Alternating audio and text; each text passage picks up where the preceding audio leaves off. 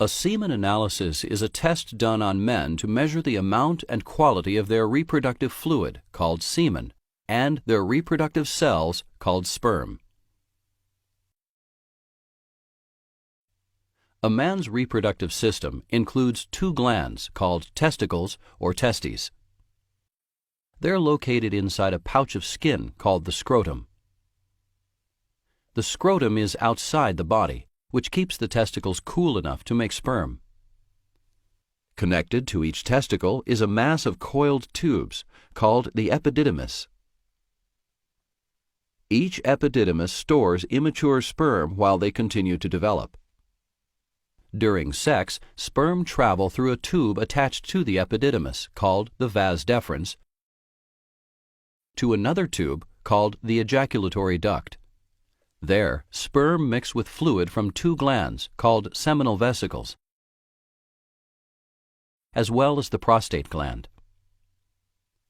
Now called semen, this fluid mixture exits the body through the urethra, the tube inside the penis that usually carries urine. During sex with a woman, this process, called ejaculation, deposits semen in her vagina. Semen contains tens of millions of sperm. From the vagina, sperm can pass through the cervix, uterus, and fallopian tubes to fertilize an egg from the woman's body. Fertilization of the egg marks the beginning of human development during pregnancy.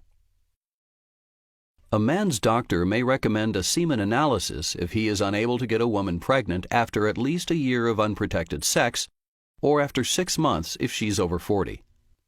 Or if he's had a birth control procedure called a vasectomy. The test may be done to make sure there are no sperm in the semen. For semen analysis, men need to provide a semen sample after not ejaculating for 2 to 5 days. Usually, men collect semen in a sterile cup or jar after stimulating themselves to ejaculation, called masturbating. Or a doctor may provide a special condom to collect the semen at home during sex.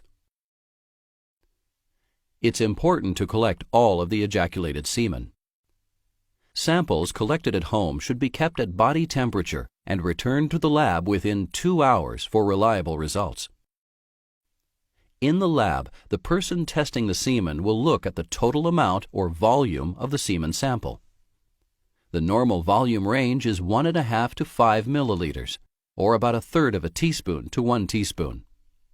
If the semen volume is too low, it may not have enough sperm or enough fluid to nourish and help transport the sperm to a woman's egg.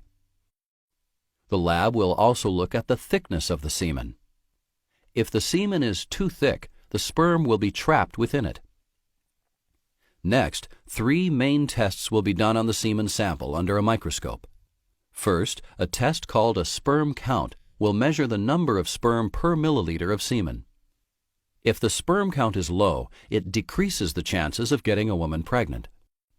Second, a motility test will look at the way the sperm move or swim.